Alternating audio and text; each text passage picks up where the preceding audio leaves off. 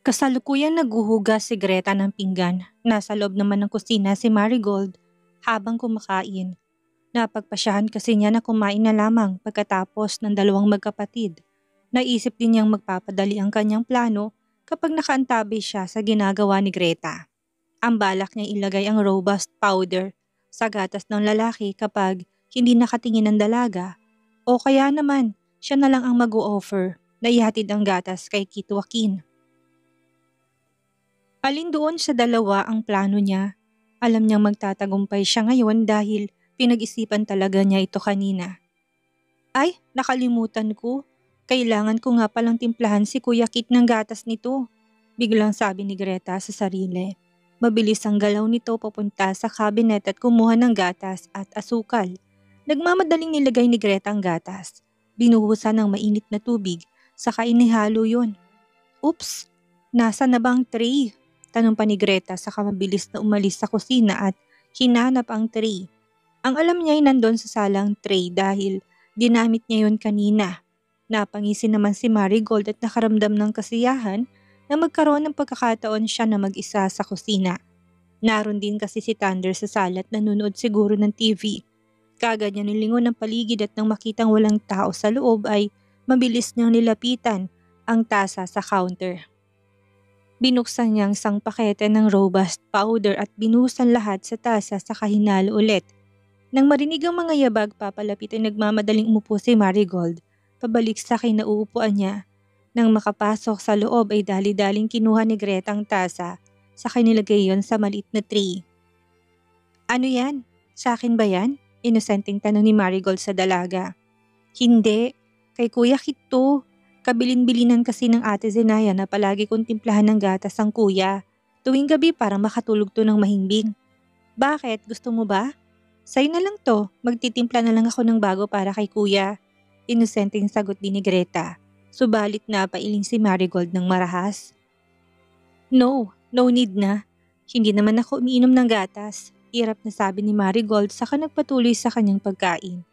Wala namang nagawa si Greta upang umalis sa kusina at ihatid ang gatas sa itaas. Nang makitang nawala ng figura ng batang kasambahay sa kusina ay agad na napahagikik si Marigold.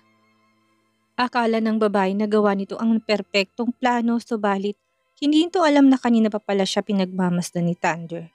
Nang matapos si Marigold kumain, iniwan ng dalaga ang plato sa mesa at umalis na doon upang pumunta sa silid nito. Aakit na sana ang dalaga sa hagdan na biglang tawagin to ni Thunder. Marigold! Marigold, hindi ba't nurse ka? Nagmamadaling tanong ni Thunder sa babae. May pag-aalala rin ang mukha nito kung kaya't napakunot si Marigold sa lalaki.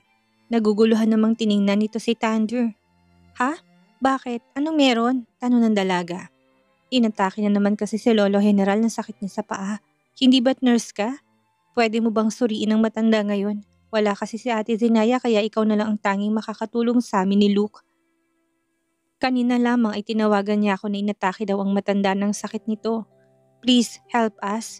Paliwanag ni Thunder na may nag-aalalang expression sa mukha. Gustong sundan ni Marigold si Greta, subalit hindi niya yun magawa. Tila ba may kung anong enerhiya na tumama sa kanya dahil napatango na lamang siya sa lalaki. Nang marinig yun ay tila ba nakaramdam siya ng excitement dahil magkakaroon siya ng tsansang magamot at alagaan si General Natividad. Malaki ang oportunidad niya kapag napagaling niya ang matanda. Anong gagawin ko? Kailangan nating pumunta sa mansyon ng mga Natividad ngayon. Sabi ni Luke, sa akin ay kailangan mo suriin ang matanda dahil ikaw lamang ang naiisip naming doktor bukod kay Ate Zenaya. Tara na, umalis na tayo ng mansyon. Kanina pa kasi tumatawag si Luke sa akin. Nilahad naman ni Thunder ang telepono sa dalaga. See, tumatawag si Luke, kaya tara na. At dahil wala si Zenaya sa Pilipinas, naisip niyang siyang magpapakitang gilas sa matanda. Aagawin niya ang pwesto nito at siya na ang mag-aalala at magiging doktor nito. Malaking bagay yon para sa mapataas nang namadali ang karir niya dahil maraming koneksyon sa labas ang matandang Natividad.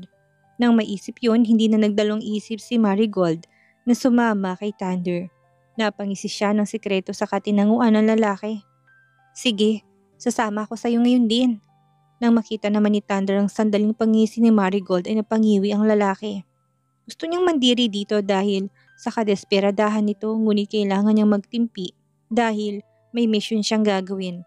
Kailangan galingan niya sa pag-acting para maniwalang babae sa kanya. Kinaladkad ni Thunder ang babae saka pinasok sa loob ng kotse. Mabilis siyang nag-drive papunta sa mansyon ng mga natividad. At dahil kalahating oras ng biyahe papunta sa mansyon ay sinulit naman ni Thunder ang oras upang makapag-ayos ang lahat sa mansyon. Nang nasa kalagitnaan ng pagbiyahe ay kinuha ni Marigold ang phone niya. Nakita naman niya ni Thunder ngunit pinagsawalang bahala na lamang ng lalaki. Ang mahalaga ay nagtagumpay siya sa kanyang misyon na paalisin si Marigold sa mansyon. Samantalang mabilis namang nagtipa ang dalaga upang bigyan ng mensahe si Bianca. Dr. Miracle, nainom na ni Kitwakin ang gamot. Kailangan mo ng kumilos. Nang maisandyon sa dalaga ay agad na nasin naman ito. Hindi na ito nag-reply kay Marigold kaya tinago na lamang ng babae ang phone sa kanyang bulsa. Napahinga ng maluwag si Marigold at napangiti. Sa wakas, tapos ng kanyang unang misyon. Nang makapasok si Thunder at Marigold sa mansyon, ay mabilis silang sinalubong ni Luke. Kagad naman nilapitan ni Marigold ang binata saka nagsalita. Luke, nabalitaan kong inatake na naman ang sakit ng lolo general. Nais ko siyang suriin. Nurse ako at magiging doktor na rin.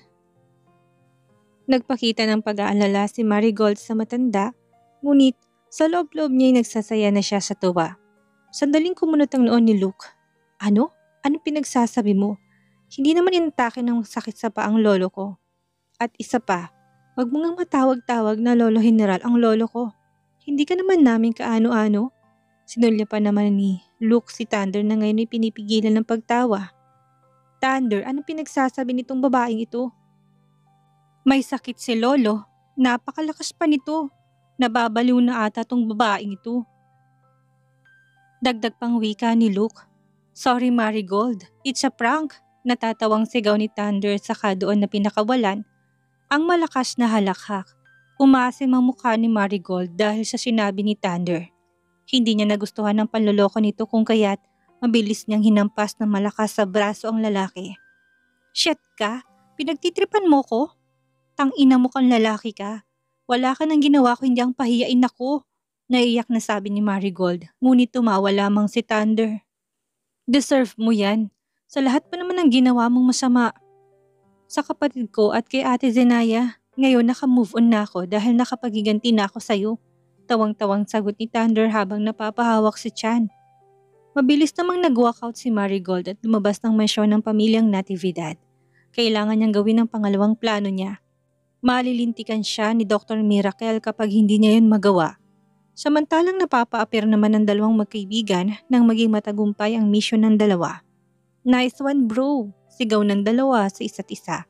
Matapos na matanggap ni Bianca ang mensahe ni Marigold sa kanya ay mabilis siyang nag-drive papunta sa mansyon ni Kitwakin. Hindi na siya nagaksaya pa ng oras nang dahil baka pumalya pang plano niya. Nang makapasok siya sa mansyon ay dahan-dahan at maingat siyang pumunta sa kwarto ng lalaki. Alam niya kung nasaan ang kwarto ng yun dahil kinunan pa ng video yon ni Marigold. Madilim sa loob ng mansyon kaya walang makakakita sa kanya. Marigold! Bulong niya ngunit walang sumalubong sa kanya. Nasaan na kayong babaeng yun? Sumikit ang mga mata ni Bianca dahil wala namang katao-tao sa loob ng mansyon. Tanging siya lamang ang naroon sa loob. Napangisi si Bianca. Hindi na masama, magandang ginawa ni Marigold. Siguro'y sinama nitong kasambahay upang masolo niya si Kitwakin. Magaling, napakagaling, bulong niya sa kanapangisi. Talagang pupurihin niya si Marigold kapag naging successful ang plano niya. Kinuha niya ang kanyang telepono saka nagtipa. Marigold, nandito na ako sa mansyon, yung pangalawang plano natin. Huwag mong kalimutan. Bigyan mo muna ako ng isang oras para masolo si Kitwakin. After that, gawin mo ng inuutos ko sa'yo. Nang maisend ay binulsa niya ng telepono saka naglakad patungong kwarto ni Kitwakin. Nasa harapan niya ng malaking pintuan kaya napahinga siya ng malalim. Dahan-dahan niyang binuksan ang pinto ngunit wala siyang maaninag sa kwarto. Kinuha niya ulit ang cellphone saka nilawan ng kaunti ang nasa loob. Nang maaninag niyang may nakahiga sa kamay sa puntong yun ay alam niyang si Kitwakin ang lalaki. Bumilis ang tibok ng puso ni Bianca sa kadahan-dahang lumapit sa lalaki. Ilang taon na niyang hindi nakikita ang binata simula nung na-aksidente sila. Sabik na sabik siyang mayakap ito ulit. Ilang taon siyang nagtimpi at ngayon na may pagkakataon na siyang masolong lalaki ay gagawin niyang lahat para sulitin ang isang oras na inutos niya kay Marigold. Maingat siyang umupo sa kama saka ngumiti ng matamis. Sa katunayan, merong konting kabang nararamdaman si Bianca, subalit umaapaw pa rin ang kaligayahan sa kanyang puso. Isa-isa niyang inalis ang kanyang damit at dahan-dahang humiga sa tabi ng lalaki. Niyakap niya ito saka bumulong sa tenga. "Kitwakin!" Rinig niyang ungol nito kaya marahan niyang hinalikan ang pisngi ng lalaki. Hanggang sa naglapat ang mga labi nila sa isa't isa. Hinalikan ni Bianca ng mapusok ang lalaki hanggang sa ikinawit niyang kamay. Sa leeg nito't sinabayan ang bawat hagod ng kanyang mapupulang labi. Para silang hayok na hayok sa isa't isa. Napangisi si Bianca sa gitna ng halikan na mapagtantong umepekto nga ang robust na pinainom niya sa lalaki. Miss na kita." Bulong niya sa lalaki sa gitna ng mapusok na halikan. At ilang saglit pa, sabay nilang narating ang rurok. Nagnakaw pa siya ng halik dito bago napapikit na nakangiti. Sa kabilang banday dali-dali namang pumara ng taxi si Marigold upang gawin ang pangalawang mission niya. Mabuti na lamang at naalala pa niyang address ni Mrs. Anderson kung kaya't madali siyang nakarating sa mansyon nito. Nang makapasok siya sa loob ay nakita niyang matandang busy sa panonood ng telebisyon. Nang makita siya ng matanday kaagad na kumunot ang noon nito't sumimangot. Alam niyang galit ito sa kanya subalit wala siyang pakialam. Ang mahalaga sa ngayon ay magtagumpay siya sa misyon niya upang mapabagsak ang sinaya na yon. "Anong ginagawa mo dito?" Malamig at matalim na sigaw ng matanda ngunit hindi niya yun pinansin. Bagkus nilapitan pa nga niyang matandang babae. "May kailangan lang ho akong sabihin sa inyo. Importante," nagmamadali niyang sabi sa matanda ngunit umiling ito. "Wala akong oras para sa mga walang kwenta mong salita. Guard! Paalisin yung babaeng ito." Naputo lang sasabihin ng matanda nang magsalita si Marigold. "Tungkol ito kay Kuya Kit." Nang marinig na matandang anak ay kaagad nang napatigil, para bang naging interesadong matanda sa sasabihin ni Marigold. Nang mapansin naman yun ng dalaga ay muling lumiwanag ang mukha niya at nagkaroon ng pag-asa. "Anong nangyari sa anak ko?" Nag-aalalang tanong ng matanda sa kanya. Si Dr. Miracle at si Kit Joaquin. Nakita ko sila." Nahihiyang sabi ni Marigold at napaiwas ang tingin. At dahil likas siyang madrama pinamula pa niyang kanyang pisngi. "Ano? Anong meron sa kanilang dalawa?" Tila ba naiinip na sabi ni Mrs. Anderson. "Kasi nakita ko sina Dr. Miracle at Kit Joaquin sa isang kama sa mansyon nila ng kapatid ko." Sandaling naistatwa si Mrs. Anderson. Para bang nabingi siya sa sinabi ng babae at pinaulit pa to. "Anong sinabi mo?" Napakagat ng labi si Marigold at umiwas. "Nakita ko silang magkasama at hubot-hubad sa kama." Kaagad namang tumayo si Mrs. Anderson at tinawag si Butler James. "Butler James, ang kotse! Pupunta tayo sa bahay ng anak ko si Kit Joaquin. Ngayon din!" Galit na sigaw ng matanda. Sikreto namang napangiti si Marigold sa mga nangyayari. Malakas na binuksan ni Mrs. Anderson ang pintuan ng kwarto ng master's bedroom. Hindi siya nagkakamali. Dito nga ang kwarto ni Zenaya at Kit Joaquin. Umalingaw-ngaw naman ang tunog ng pintuan kaya naalerto ang dalawang taong magkayakap sa kama at mahimbing na natutulog. Naalimpungatan si Bianca kaya kagad niyang mas niyakap ang lalaki. Napangiti siya nang marinig ang boses ni Mrs. Anderson sa paligid. Bumukas ang ilaw sa loob at lumiwanag ang paligid. Nagpanggap siyang kakagising pa lang at unti-unting nilakihan niya ang kanyang mga mata na para bang gulat na nandoon ng matanda. "Tita? Oh my God, tita! Huwag mo pong pagalitan si Kit Joaquin. Hindi niya ho kasalanan to. Nadala lang kami sa bugso ng damdamin namin." "Mga walang hiya kayo? Bakit dito pa kayo gumawa ng kahalayan sa kwarto ng anak ko?" Sigaw ni Mrs. Anderson nang makitang hindi naman pala si Kit ang lalaking nasa tabi ni Bianca. "Ha? Tita, hindi mo ba nakikita? Si Kit ang katabi ko." Naguguluhang tanong ni Bianca sa matanda, kaya marahas na umiling ito. Tinuro nitong direksyon kung saan nakahilatang lalaki saka nagsalita. "Sinong lalaking yan?" Mas niyakap pa ni Bianca ang dibdib ng binata. "Tita, hindi niyo ba nakikilala ang mukha ng anak niyo? Si Kit Joaquin ito." Ngumiti si Bianca saka tinignan ng mukha ng lalaking katabi niya. Kumunot ang noo ni Bianca saka namutla ang mukha. "Oh my God!" Napamura siya sa kanyang isipan. Bakit hindi si Kit Joaquin ang lalaking katabi niya? "Sinong lalaking ito?" Nataranta si Bianca nang makitang hindi kilalang lalaki sa tabi niya. So hindi si Kituwakin ang nakasiping niya, kung hindi ang dugyot na lalaking ito? Gusto niyang masuka dahil doon, samantalang nagising naman ang lalaki sa pagkakatulog. Blankong ekspresyon nito habang kinukuhang mga damit nitong nakakalat sa paligid.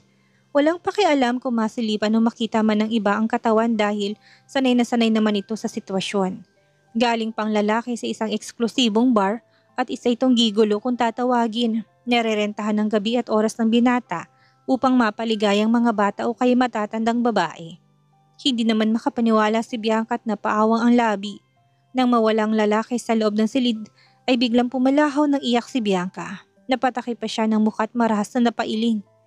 Paano to nangyari? Paano hindi niya nakilalang lalaking yun? Bakit hindi niya napansin na parang may kakaiba? Lahat ginawa niya, lahat binigay niya sa lalaking yun. Halos nilawayan niya ang katawan ng lalaki yun sa pag-asang hindi na siya makakalimutan pa ng lalaki at patuloy na makikipagtalik ito sa kanya. Baka sakaling mawala ng gana to sa asawa at hanap-hanapin ang performance niya. Pati malalang pakikipagtalik ay ginawa niya. Oh God! Napahagulhol si Bianca habang naduduwal dahil nandidiri siya sa ginawa niya kanina. Dahan-dahan niyang pinulupot ng kumot ng kanyang mga katawan at napapailing. Hindi ganito. Kasama ko kanina si Kituwakin, tita. Si Kit ang nakasiping ko kanina. Hindi ang lalaking yun. Imposible. Napaka-imposible naman na may isang lalaking natutulog sa kwarto ni Zenaya at Kituwakin. Hindi tanga si Bianca. Alam niyang planado ang lahat ng ito. Alam niyang sa mga oras na yun ay may nakakaalam na ng plano niya bago pa man niya ito ginawa ni hindi nga nagsalitang lalaking kasama niya. Puro ungol lamang ito habang siya ay maingay na nagsasalita sa lalaki sa gitna ng pagtatalik nila. Kaya pala, oh my God, niloko nila ako, sinetap nila ako. Si Kituwakin, tita, niloko niya ako. Akala ko siyang makakatali ko sa loob ng silid na ito. Hagulol na sabi ni Bianca sa matanda. Samantalang galit na galit naman si Mrs. Anderson, madilim at matalim ang pinapakitang ekspresyon nito sa dalaga. Sobrang nandidiri siya nang makitang isang dalagang hindi kilala kung sinong nakatalik niya. Hindi ba't professional na doktor ito? Bakit dito pa ito naghasik ng kalandian sa bahay ng anak niya? Sa bahay ni Zenaya at Kituwakin? At bakit napuntang dalaga sa mansyon ng mag-asawa nang makita ni Mrs. Anderson na lalaking nasa labas pa ng silid dahil hinihintay nitong huling bayad ng performance nito ay pinapasok ulit ng matandang lalaki. Iho, pumasok ka dito. Ipakilala mo ang sarili mo. Sino ka? Pumasok naman ang lalaki at prenteng nakatayo sa harapan ni Bianca. Tila ba wala itong pakialam kung anong nangyari sa kanilang dalawa. Sa bagay, sa isip ng lalaki, purong trabaho lang ang ginawa niya. Isa po ko ang gigolo sa isang bar na nerentahan ni Sir Kit. Kinuha niya po ako at siya pong nagsabi sa akin pumunta dito sa loob ng silid para gawin ang performance ko. May babae raw na papasok sa silid at siya ang makakatali ko. At si Kit ang nagrenta sa'yo? Paano? Bakit? Naguguluhan tanong ng matanda sa lalaki. Dahil hindi naman alam ng lalaki ang dahilan kung bakit napailing lamang ito. Maya-maya lang ay may nagsalita sa kanilang likuran. It was Kituwakin. Walang ekspresyon ng mukha nito nakatingin sa kanilang lahat. Tamang sinabi ng lalaking yan. Ako nga ang nagutos sa kanya ng lahat ng ito. Nagulat naman si Mrs. Anderson pati na si Bianca.